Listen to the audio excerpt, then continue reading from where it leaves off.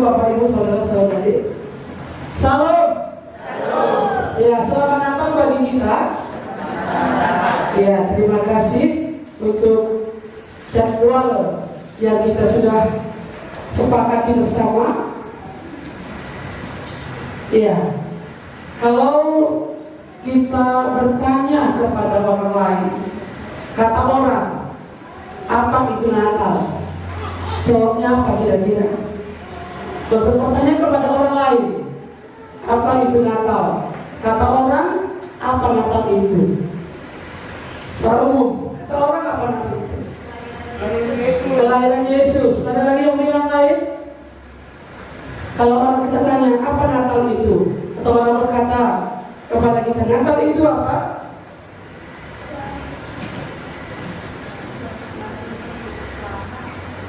Lahirnya juru selamat. Atau ada juga yang mengatakan, oh itu hari rayanya orang Kristen. Iya, itu kata orang. Kalau kata Bapak dan Ibu, saudara-saudara yang ada di sini, apa itu Natal? Menurut Bapak Ibu, saudara-saudara, apa itu Natal? Apa? Apa Natal?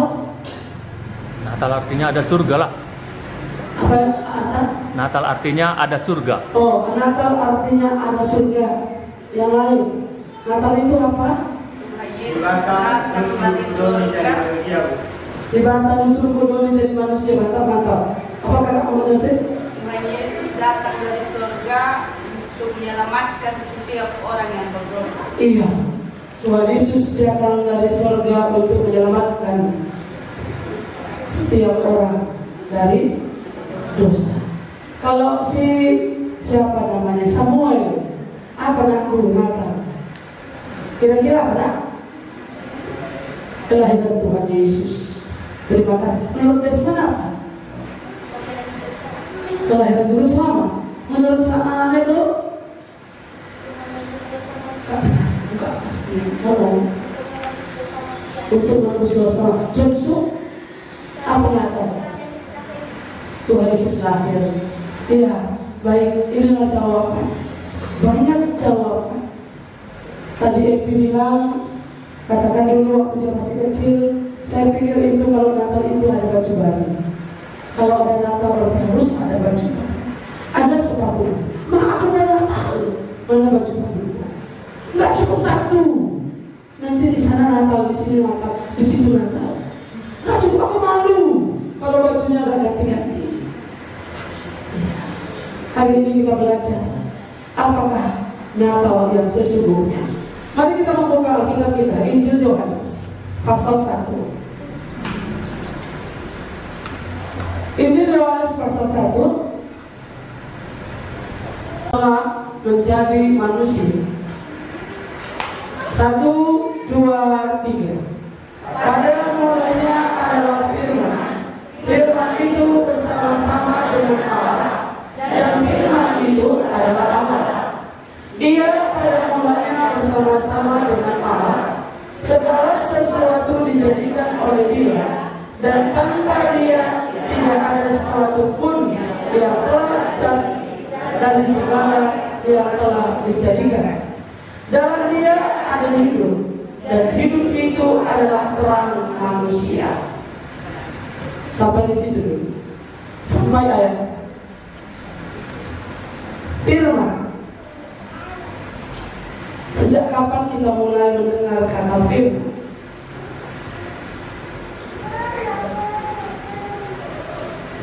Mungkin sejak kita bisa berbicara, bisa mendengar. Orang tua kita menyampaikan, ini firman Tuhan.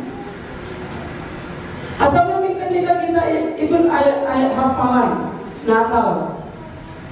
Pada mulanya Allah menciptakan langit dan bumi. Bumi belum berbentuk dan kosong. Dalam gulita menutupi samudra raya. Berfirmanlah Allah. Kita menghafalkan hal itu. Bagaimana dulu ketika Allah berfirman?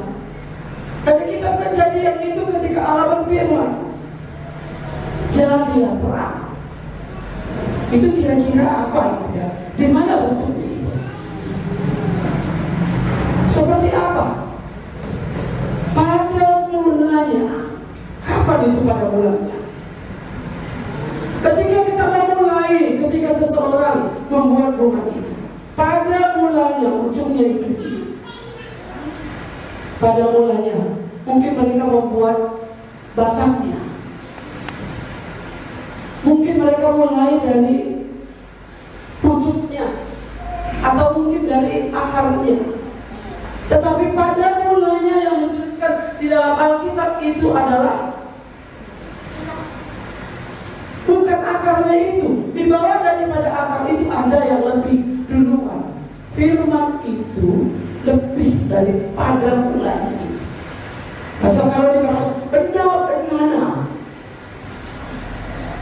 permulaannya pada awalnya, pada mulanya itu bukan yang pertama. Di bawah, di atas daripada yang pertama itu, itulah pada mulanya. Berarti firman itu ada sebelum segala sesuatu ada.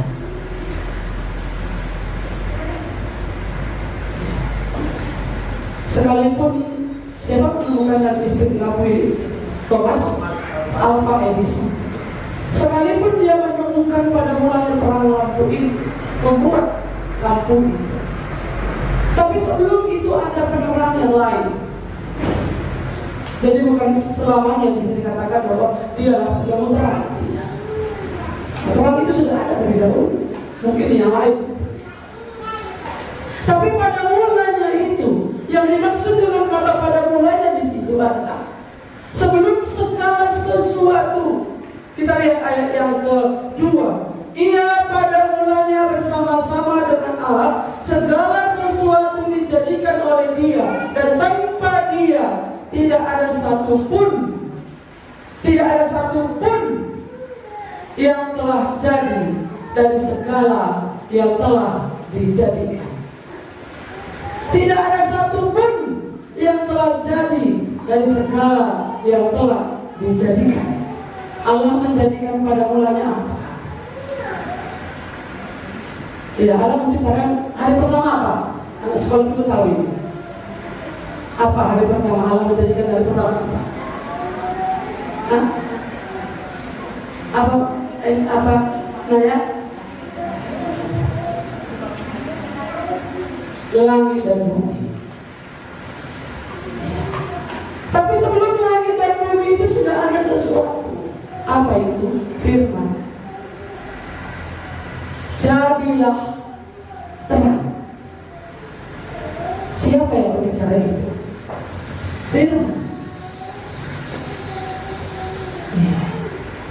Itu maka dikatakan oleh Yohanes di sini. Pada mulanya Allah firman. Firman itu bersama-sama dengan Allah, dan firman itu adalah Allah.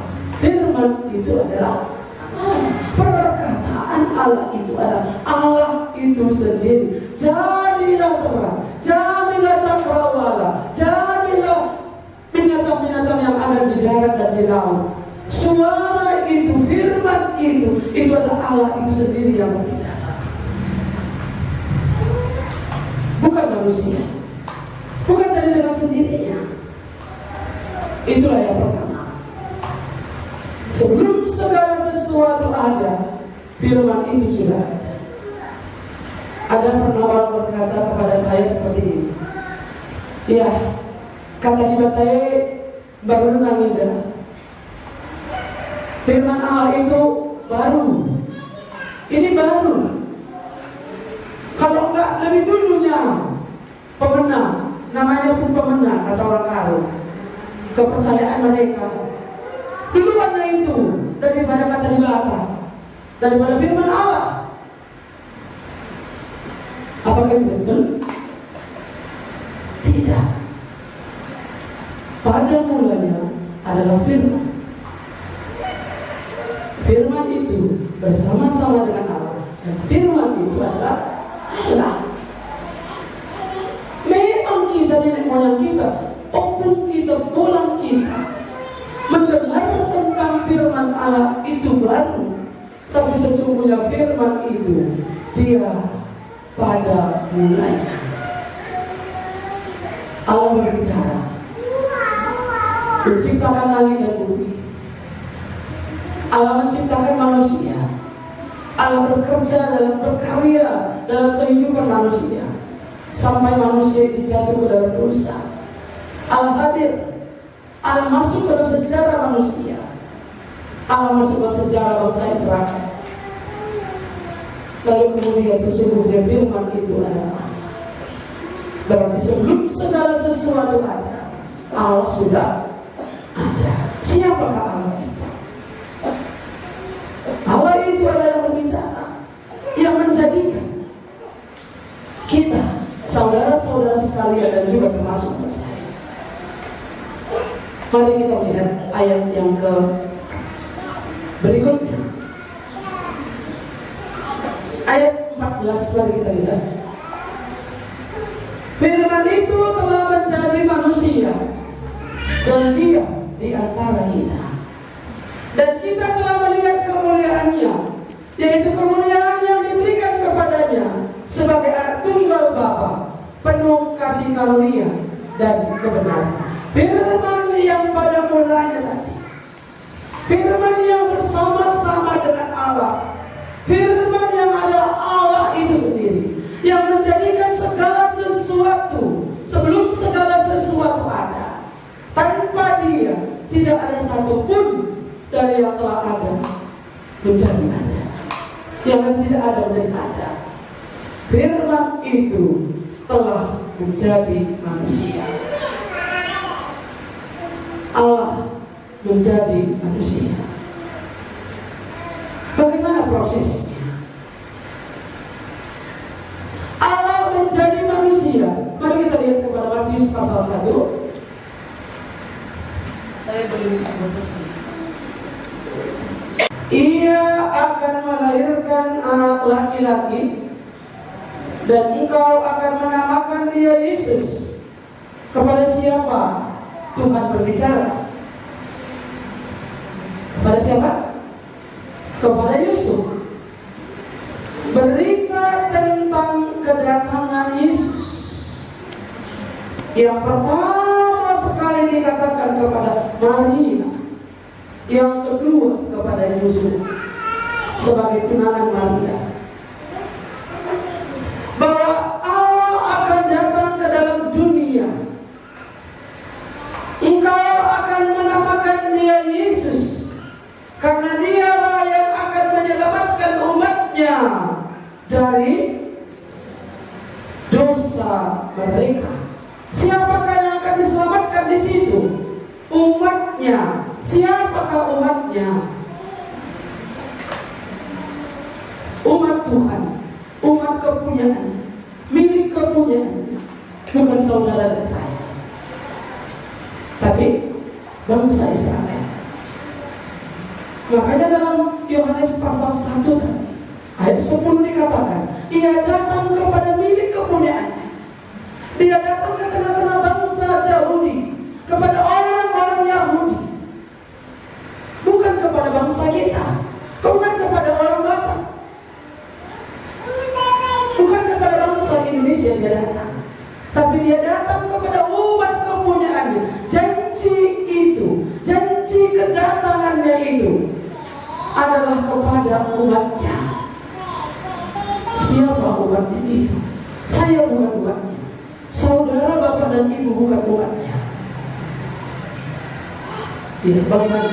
Apakah kita kira-kira komplain akan hal ini? Kita bukan umat Tuhan, kita bukan milik kepunyaan Tuhan, kita bukan umat pilihan Tuhan. Oleh sebab itu dia lahir di mana? Di Bethlehem. Dia kan bukan jadi orang Indonesia ya, tapi dia lahir di tengah-tengah orang Yahudi. Bahkan mengikuti ada istiadat kebiasaan orang Yahudi ketika lahir di bumi ini, ada di bumi ini. Dia lahir di tengah-tengah umatnya. Ia akan menyelamatkan umatnya dari dosa. Manusia semua sudah berdosa. Manusia sudah jatuh ke dalam dosa. Manusia mau tidak mau pasti masuk neraka. Setiap orang yang berdosa, tidak ada yang benar seorang pun tidak. Semua telah menyeleweng. Semua orang telah berbuat dosa dan telah kehilangan kemuliaan Allah. Tidak bisa lagi dibenarkan. Oleh sebab itulah Allah mengasihi manusia. Allah mau datang ke dalam dunia. Allah ingin menyelamatkan manusia. Allah ingin menjadi manusia dengan proses yang ada. Dia menemui Maria sebagai seorang perawan yang takut akan Allah, yang masih muda, yang sudah bertunangan dengan Yusuf. Waktu itu dia menemui Maria. Engkau akan mengandung seorang anak laki-laki. Mana mungkin itu terjadi?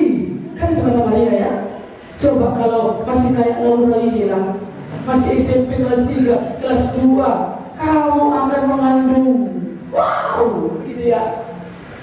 Bagaimana mungkin ini terjadi? Kalau ibu-ibu yang sudah punya suami, kemudian dia tidak melahirkan, lalu kalau ada datang malaikat Tuhan, kamu akan mengandung, kamu melahirkan seorang anak laki-laki, apa katanya? Lompat yole, kan begitu ya. Tapi kalau kepada anak yang masih muda, yang masih perawan, belum punya suami, belum pernah berhubungan dengan laki-laki, kamu akan melahirkan seorang anak laki-laki. Bagaimana mungkin hal itu terjadi? Tapi Tuhan memakai rahim Maria untuk menjadi saluran berkat, mendatangkan juru selamat di dalam dunia ini, yang menyelamatkan umatnya dari dosa. Oleh sebab itulah Allah malaikat berbicara kepada Yusuf sebagai tunangan Maria ini supaya tidak takut, supaya tidak gentar mengambil Maria menjadi istrinya. Sekalipun Maria itu mengandung, sekalipun Maria itu mungkin nanti akan diejek oleh orang lain, dia juga mungkin diejek oleh orang lain. Mengambil perempuan yang sudah mengandung, apa kata keluarga besarnya, apa kata orang lain, apa kata koleganya, kalau dia mengambil perempuan yang sudah mengandung. Tapi saya mendengar pernah satu kesaksian anak Tuhan.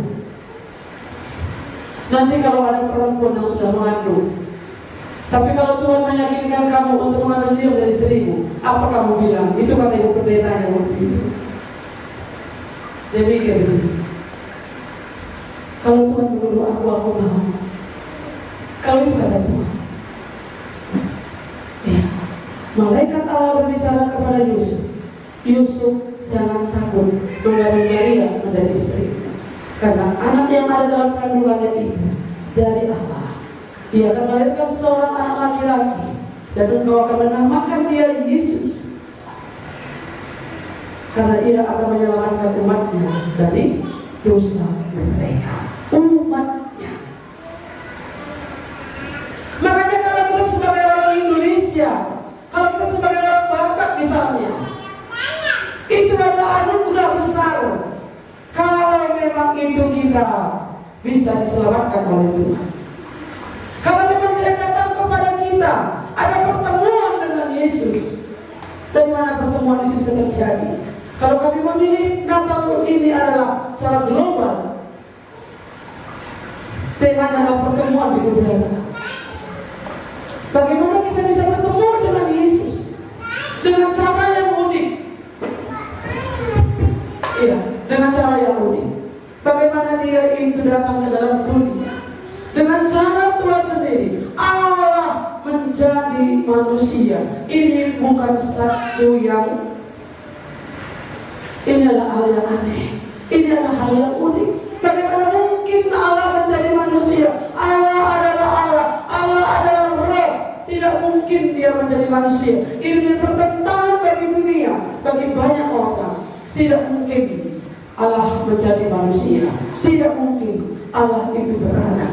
Tidak mungkin ada Natal itu tidak ada. Itu kata banyak orang. Tapi sesungguhnya Natal itu adalah ada. Apakah arti Natal yang sesungguhnya? Firman itu telah menjadi manusia. Mari kita baca ayat 18 sebentar. Yohanes tadi ya. Yohanes 1 ayat 18. Kita baca bersama-sama. 1, 2, 3. Tidak seorang pun yang pernah melihat Allah, tetapi anak tunggal Allah yang ada di pangkuan Bapa, Dialah yang menyatakannya. Bagaimana kita bisa mengenal seseorang? Iya, kalau dia tidak memperkenalkannya. Tadi Joseph memperkenalkan diri sih. Nama saya Joseph, nama saya Niki.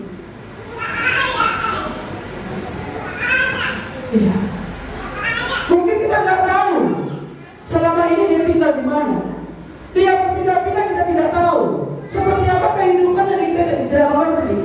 Tapi ketika dia menjelaskannya, kita tahu seperti itulah rupanya kehidupannya, perjalanan hidup yang dia alami. Ketika dia menyatakannya, ketika dia memperkenalkannya, kita mungkin tidak seorang pun dapat melihat Allah. Allah itu adalah roh. Untuk apa Allah menyatakan diri? Untuk apa dia datang ke dalam dunia? Untuk memperkenalkan dirinya kepada kita. Untuk menyatakan dirinya kepada kita bahwa dia adalah Allah. Dia adalah Tuhan. Bagaimana caranya? Kalau ia tidak menjadi manusia, maka manusia tidak akan bisa mengenal dia. Dulu ada seorang pendeta ketika saya masih muda, ya mungkin di sekolah, pendeta ini bilang satu ilustrasi.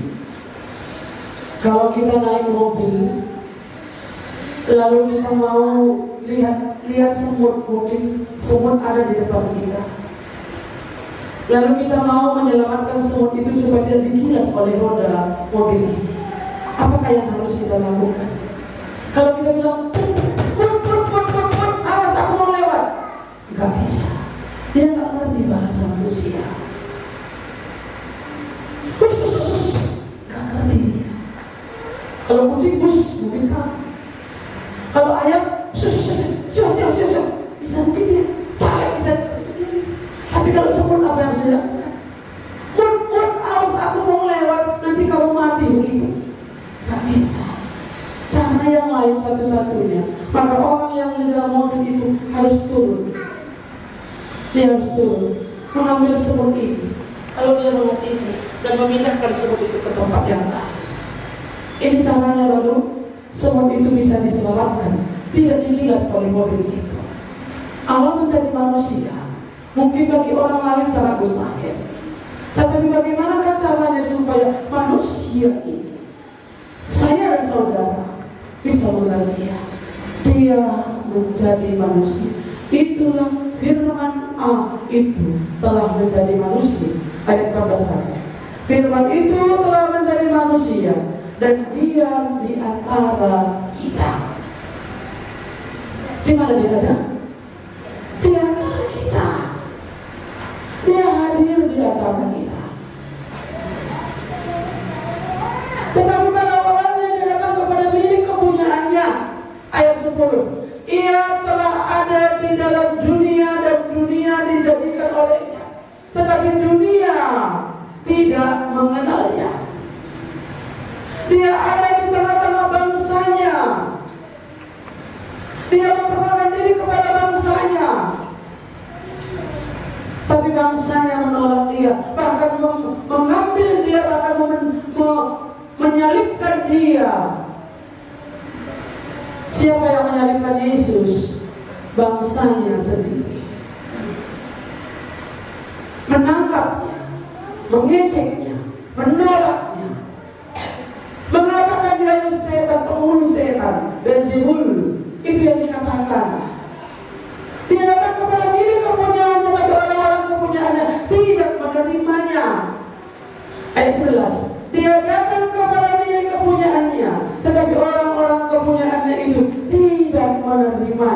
Yesus datang untuk menyelamatkan umatnya, orang Israel sebenarnya. Tapi karena orang-orang kepunyaannya itu tidak menerimanya, semua orang termasuk saya, Bapak Ibu Saudara-saudari, semua bangsa diselamatkan oleh Tuhan. Dilakukan kepada semua orang. Ketidaktaatan bangsanya membuat kita ini kecipratan. Ini maka dikatakan keselamatan itu ada anugerah Allah. Betapa berbahagianya kita yang bukan bangsa pilihan, kita bukan umatnya menjadi umat kepunyaan Tuhan, yang bukan umatnya tapi menjadi milik kepunyaan Tuhan. Ini yang paling luar biasa. Kalau dulu sekarang kita lahir kita dari orang kaya, 7 keturunan dari nenek moyang kita pun masih ada hartanya, bisa kita nikmati, itu bukan luar biasa. Lahir pun dia sudah ada mobil bapaknya kok, itu bukan luar biasa. Tapi ketika dari kecil dia gembel, dari kecil dia tidak diperhitungkan, dari kecil dia misalnya orang-orang yang tidak layak bagi orang banyak. Tapi ketika dia besar, ketika dia berjeri lelah oleh karena anugerah Tuhan, berkat Tuhan, diberkati oleh Tuhan, bagaimana kemudian dia diangkat oleh Tuhan. Inilah baru kita melihat itu tersenyum. Wah, kita bukan bangsa ini. Bangsa kita tidak ada. Tapi neraka itu menantikan kita. Oleh sebab itu ketika Allah menjadi manusia, Firman itu menjadi manusia, datang ke dalam dunia, menyelamatkan semua bangsa. Kita juga termasuk di dalamnya. Betapa besarnya anugerah yang Tuhan siapkan bagi kita. Natal itu membuat kita ini beroleh anugerah Allah. Kedatangan Yesus ke dalam dunia untuk menyelamatkan kita juga dari dosa. Kalau Yesus tidak datang ke dalam dunia untuk menyelamatkan kita, maka pasti saudara dan saya akan ke neraka. Tidak ada jaminan. Tapi oleh karena anugerah Allah dalam Yesus Kristus, Dia datang untuk menyelamatkan kita, makanya kita ini bisa diselamatkan. Bapak Ibu saudara-saudara yang dikasihi oleh Tuhan, apakah arti Natal sesungguhnya itu? Natal yang sesungguhnya, Dia datang dari surga. Ada yang datang dari surga. Itulah Yesus, dengan tujuan untuk memperkenalkan dirinya bahwa Dia adalah Allah. Dia memperkenalkan dirinya kepada manusia, supaya manusia yang sebagaimana hinanya pun, sebagaimana kecilnya pun, kita bisa mengenal Allah. Dia menjadi bahasa manusia, dia mengerti bahasa manusia. Bahkan dia rela mati di kayu salib, bahkan dia rela mengosongkan dirinya. Mari kita lihat Filipi pasal 2 sedikit. Filipi pasal 2 ayat yang ke-8.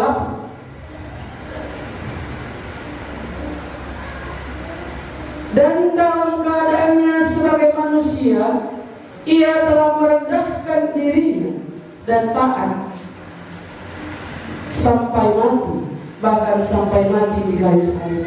Itulah sebabnya Allah sangat meninggikan Dia dan mengaruniakan kepadanya nama di atas segala nama, supaya dalam nama Yesus bertekuk lutut segala yang ada di langit dan yang ada di bumi dan yang ada di bawah bumi, dan segala lidah mengaku Yesus Kristus adalah Tuhan bagi kemuliaan Allah.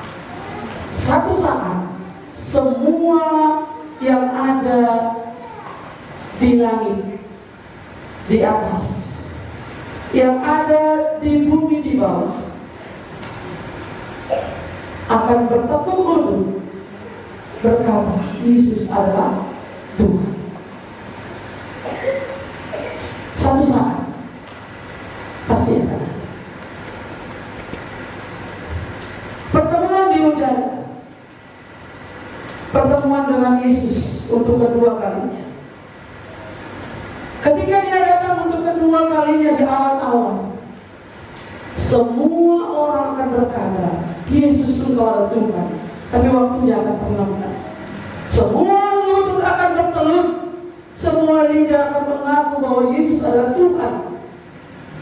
Tapi orang-orang yang tidak percaya, orang-orang yang tidak menerimanya selama dia hidup di bumi ini, dia tidak akan pernah mengalami itu. Apapun dikatakan nanti, waktunya terlalu, hari telah berlalu. Kalau bisa dikatakan tahun ini hanya tinggal 6 hari, ya 6 hari ya, saya nggak sadar tadi, tinggal 6 hari. Bulan 3 Medan sekitarnya, COVID sudah mulai. Iya, kalau di Jakarta sebelumnya pun sudah, bulan 2 sudah. Tapi kita bisa melewati pandemi ini dengan pertolongan Tuhan. Kita masih bisa menemui Tuhan, bisa beribadah di rumah, bisa beribadah lewat udara, lewat handphone juga bisa, maksudnya online begitu ya. Yang kita bisa merenungkan firman Tuhan. Jangan alaskan COVID tidak datang kepada Tuhan. Jangan alaskan. Di rumah saudara bisa bertemu dengan Tuhan. Ya, ada pertemuan dengan Tuhan. Bapak Ibu saudara-saudara yang dikasihi oleh Tuhan, Natal yang sesungguhnya itu, Dia datang dari surga ke dalam dunia menjadi manusia untuk menyelamatkan saudara dan saya. Sekalipun dulu itu menyelamatkan umatnya, tapi oleh karena anugerah Allah dalam Kristus Yesus itu, kita ini ikut diselamatkan oleh karena iman kita. Sebab kamu diselamatkan karena kasih karunia oleh karena iman. Sebab karena kasih karunia kamu diselamatkan oleh iman. Itu bukan hasil usahamu, itu bukan perbuatanmu, itu bukan pekerjaanmu, tetapi pemberian Allah. Anugerah diberikan oleh Allah. Anaknya yang tunggal datang ke dalam dunia ini untuk menyelamatkan kita. Allah itu sendiri, pribadi Allah itu sendiri menjadi manusia. Kenapa itu terjadi? Itu semata-mata oleh karena kasih. Karena dengan cara seperti itulah maka manusia ini, saya dan saudara Bapak Ibu semua, bisa mengenal Tuhan. Karena manusia yang diselamatkan. Manusia yang perlu diselamatkan dari dosanya. Bukan kambing ya, bukan ayam. Manusia yang perlu diselamatkan. Makanya dia menjadi manusia. Di mana dia lahir? Di kandang domba. Itu Natal yang sesungguhnya. Allah datang ke dalam dunia untuk menyelamatkan saya. Apakah keselamatan itu sudah terjadi? Kalau ada Natal, itu artinya Allah datang di Matahari Kudu di Indah menyelamatkan kamu. Kalau belum terjadi keselamatan dalam hidupku secara pribadi, belum kamu terima Dia. Tadi dikatakan Dia datang kepada milik kepunyaannya, tapi orang-orang kepunyaannya tidak menerimanya. Tetapi semua orang yang menerimanya diberinya kuasa menjadi anak-anak Allah. Terjadikah ini dalam hidup saudara sekarang ini? Saudara menjadi anak-anak Allah. Gak ada dua, anak-anak sedang gak ada. Antaranya gak ada. Kalau gak ada iblis, anak Allah. Saudara siapa? Betul? Kalau bukan anak Allah, pasti anak iblis. Ini, kalau bukan anak Allah, pasti anak iblis. Anak-anak iblis itu, dia berbuat dosa dari mulai dan terus menerus berbuat dosa. Tetapi semua orang yang menerimanya, menerima kedatangan Yesus, menyambut kedatangan Yesus dalam hidupnya, menjadikan Dia Tuhan dan Juru Selamat kita, menjadikan Dia satu-satunya Tuhan dalam hidup kita, terjadi keselamatan. Ia datang ke bangsanya, Ia datang kepada milik kepunyaannya, tapi orang-orang kepunyaannya tidak menerima. Ia runtuh tengah-tengah bangsa Najini di masa kalah. Ia runtuh tengah-tengah bangsa Najini, tapi bangsa Najini tidak malu dia. Tapi kami bagi ia yang kalah segala dia, maka si bagi Ibrahim jadi anak-anak dibata.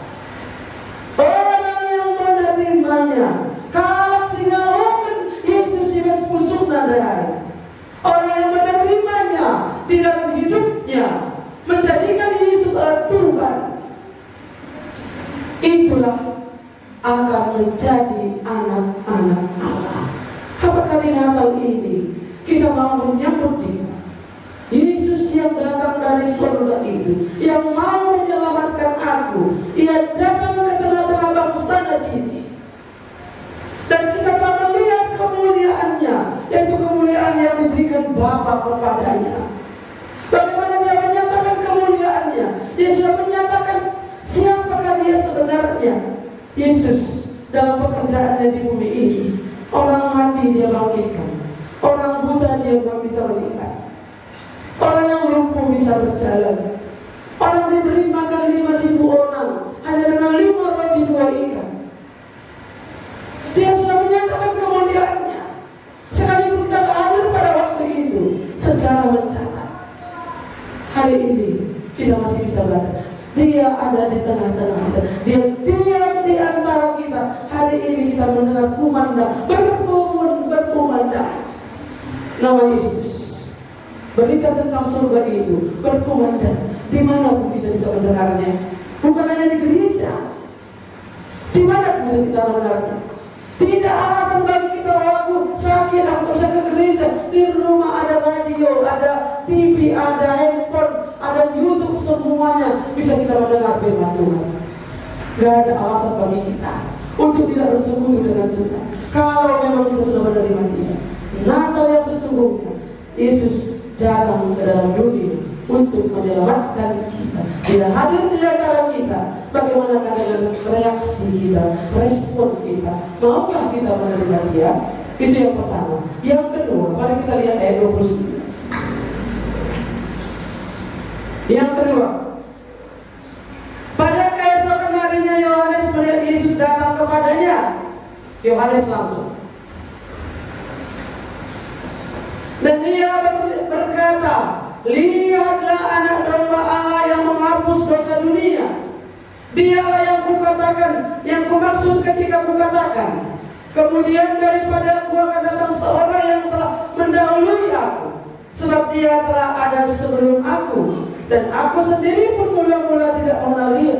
Tetapi untuk itulah aku datang dan membaptis dengan air, supaya Ia dinyatakan kepada Israel.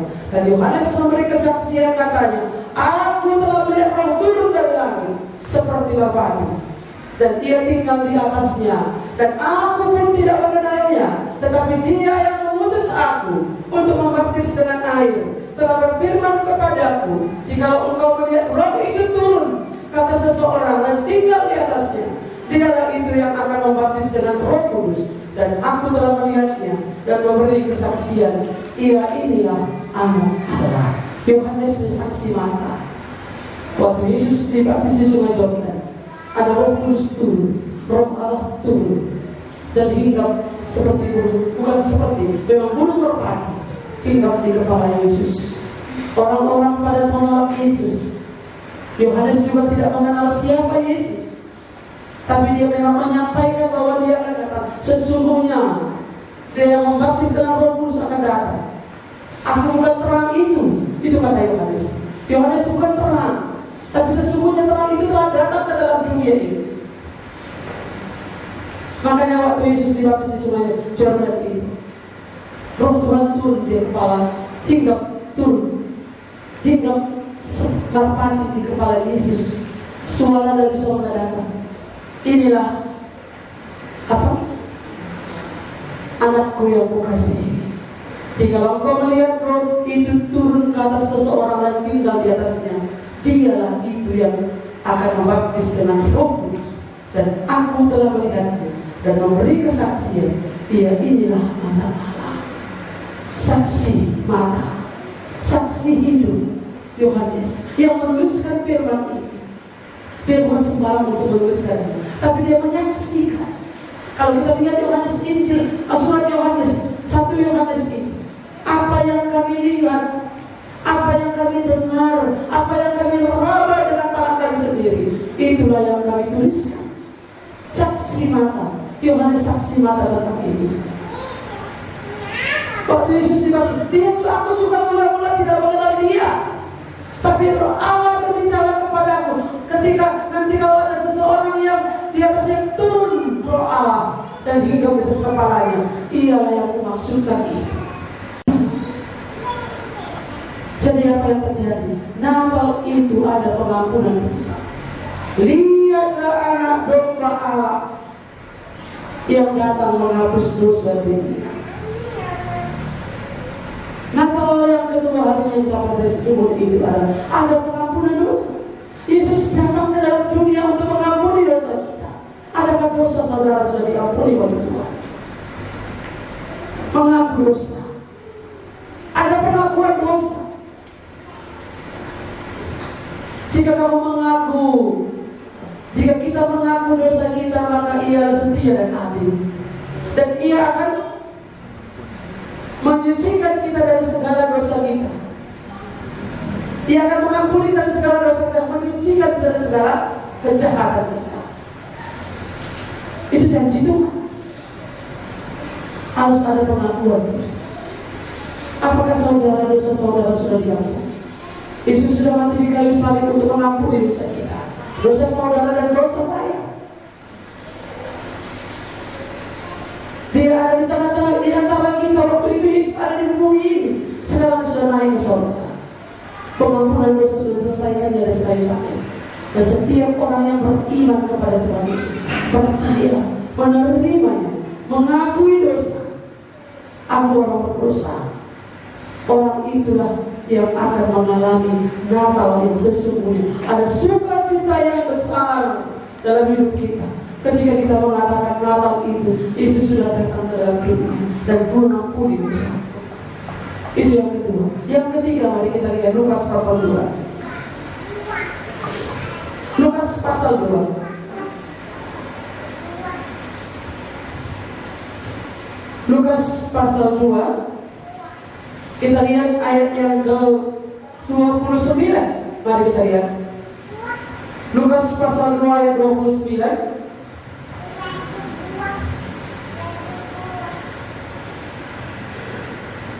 Mari kita baca ayat 29 dan 30. 1, 2, 3. Sekarang Tuhan, biarkanlah hamba-Mu ini pergi dalam damai sejahtera sesuai dengan firman.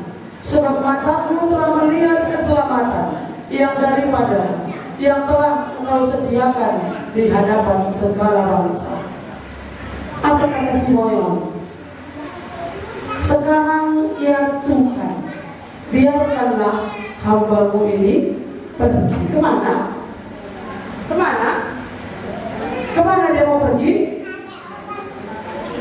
Hah? Mati.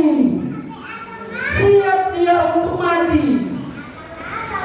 Kedatangan juru selamat ini meyakinkan kita bahwa kalaupun mati tidak ke neraka lagi. Kalau kita sudah menyambut Natal, kalau memang Natal terjadi dalam hidup kita, ada satu kepastian. Seperti Simeon ini, dia orang berkat. Dia menanti-nantikan Tuhan. Dia orang yang saleh, tapi dia menanti-nantikan perhiburan itu. Dia ada roh Tuhan berbicara kepadanya. Dia tidak akan mati sebelum dia bertemu dengan juru selamat ini. Maka waktu bayi Yesus dibawa ke bait Allah, dia ada di situ. Dia angkat bayi. Dia bilang, ini doanya. Sekarang Tuhan, biarkanlah hamba-Mu ini pergi dalam damai sejahtera sesuai dengan firman-Mu. Sebab mataku, apa katanya? Sebab mataku telah melihat keselamatan yang daripada Aku. Apakah kita melihat keselamatan yang daripada Tuhan? Lewat Natal, apakah kita melihat keselamatan yang dari Tuhan? Keselamatan yang disediakan oleh Tuhan kepada semua bangsa, akhirnya kepada semua bangsa. Sekalipun awalnya dia datang kepada umat kepunyaannya, tapi semua orang yang menerimanya diberinya kuasa menjadi anak-anak Allah. Bagi semua orang bisa diselamatkan. Semua orang bisa menerima dia. Semua orang bisa menjadi anak-anak Allah itu. Mereka yang percaya dalam nama. Natal yang sesungguhnya, arti Natal yang sesungguhnya bukan baju baru. Arti Natal yang sesungguhnya bukan makan enak. Arti Natal sesungguhnya bukan segala dekorasi. Tapi arti Natal yang sesungguhnya, kalau kita bertemu dengan Juru Selamat yang datang itu, yang datang dari surga untuk mengampuni dosa kita, dan dalam hidup kita terjadi keselamatan yang kekal. Itulah arti Natal yang sesungguhnya. Apakah sudah terjadi Natal dalam hidup saudara? Bagaimana? Sudahkah terjadi Natal? Ya. Sudah? Iya. Natal itu bukan hanya pada tanggal 25 Desember. Setiap hari kita bisa bernatal dengan Tuhan. Natal dalam diri kita sendiri, ada sukacita yang besar oleh karena aku bertemu dengan Juru Selamat. Oleh sebab itu setiap hari kita bisa bernatal, tanpa dekorasi, tanpa baju baru, tanpa semuanya itu kita bisa bernatal. Kenapa? Tapi ini kesepakatan bersama. Kalau lewat Natal ini pun Injil bisa diberitakan. Kalau lewat Natal ini pun iman kita bisa diteguhkan. Lewat Natal ini kita juga bisa bersekutu, mengingat kembali sejarah yang pernah terjadi, bagaimana Allah pernah datang ke dalam dunia untuk melawat manusia, untuk menemui manusia. Dia mengosongkan dirinya, meninggalkan kemuliaannya di surga, datang ke dalam dunia dengan satu tujuan: menyelamatkan saudara dan saya. Orang-orang kepunyaannya tidak menerimanya, tetapi semua orang yang menerimanya diberi kuasa menjadi anak-anak Allah. Letak Natal itu bukan berarti damai di tengah dalam hidup saudara. Tunggukan dulu keluargaku baik, baru aku mengundang Yesus di dalam hatimu. Tunggukan dulu aku ini aman semuanya, baru kemudian kuundang Yesus dalam hatimu.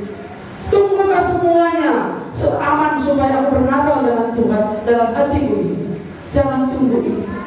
Kalau itu saudara tunggu, saudara tidak akan mendapatkan kebahagiaan itu. Sukacita Natal itu tidak akan pernah terjadi.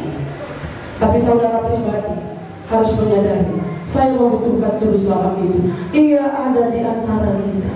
Yesus sudah datang. Juru Selamat sudah datang. Itulah Natal yang sesungguhnya. Maukah aku menerimanya atau tidak? Maukah aku mengundangnya dalam diriku? Tidak. Dia datang untuk menyelamatkan aku. Dia datang untuk memberikan jaminan bagiku supaya aku tidak masuk neraka, tapi mendapatkan hidup yang kekal. Supaya nanti Tuhan, aku siap sudah mati. Kalau nanti pulang ke rumah, apakah saudara bisa katakan seperti Simeon ini katakan, ya Tuhan, sekarang hamba siap untuk pergi. Ya Tuhan, sekarang berikanlah hamba-Mu ini pergi. Biarkanlah hamba-Mu ini pergi dalam damai sejahtera sesuai dengan firman-Mu. Sebab mataku telah melihat keselamatan yang daripada-Mu itu. Mataku sudah melihat keselamatan yang daripada-Mu itu. Yesus sudah datang ke dalam dunia menyelamatkan saya secara pribadi, juga saudara. Maukah saudara meresponnya, menerimanya? Ada banyak orang yang menolaknya. Orang-orang yang menolaknya itu akan binasa. Tapi orang-orang yang menerimanya lah, yaitu mereka yang percaya kepadanya, orang inilah yang menjadi anak-anak Allah. Dan anak-anak Allah lah yang layak hidup bersama-sama dengan Allah di surga. Anak-anak iblis nggak mungkin bertemu dengan dia nanti pada waktu kedatangannya yang kedua. Kalau saudara mau menjadi anak-anak Allah, rahasianya cuma satu: undang dia, terima dia dalam hidup saudara, menjadikan dia Tuhan dalam hidup saudara, mengikut dia seumur hidup saudara, melayani dia, menyaksikan namanya dalam hidup saudara. Ketika kita menerima Tuhan Yesus, itu adalah merupakan pintu Allah. Tapi ketika kita menerimanya itu menjadi Tuhan dan Juru Selamat kita sebagai orang percaya, kita wajib untuk menjadi seorang murid Ya, ada banyak contoh misalnya di Alkitab, perempuan Samaria bertemu dengan Yesus. Ketika dia bertemu dengan Tuhan Yesus, kemudian dia melayani Tuhan, dia bersaksi, menceritakan tentang Yesus kepada orang-orang di kota itu. Dia tidak malu, dia tidak takut. Saking ketika mereka ketika dia bertemu dengan Tuhan Yesus, apa yang terjadi? Dia menyelesaikan dosanya. Sakeus, apa katanya, setengah dari milikku akan kuberikan kepada orang miskin, dan sekiranya ada yang kutipu akan kukembalikan 4 kali lipat. Terjadi keselamatan atas diri Sakeus. Dia mau menyelesaikan dosanya. Apa terjadi dengan Simeon tadi? Dia siap untuk mati. Yang manakah yang terjadi dalam diri saudara? Yesus sudah datang ke dalam dunia, itulah Natal sesungguhnya. Ketika Natal, apakah yang terjadi dalam diri saudara? Aku siap untuk mati. Aku sudah mengakui dosaku. Aku menyelesaikan dosaku. Ataukah aku ingin menerima Dia sebagai Tuhan dan Juru Selamat? Yang jelas di sana, Dia datang untuk saudara dan saya, supaya saya dan saudara tidak kena neraka. Saudara adalah orang berdosa. Saudara membutuhkan Juru Selamat, dan Dia sudah datang. Maukah saudara menerimanya dalam hidup saudara? Mari kita berdoa.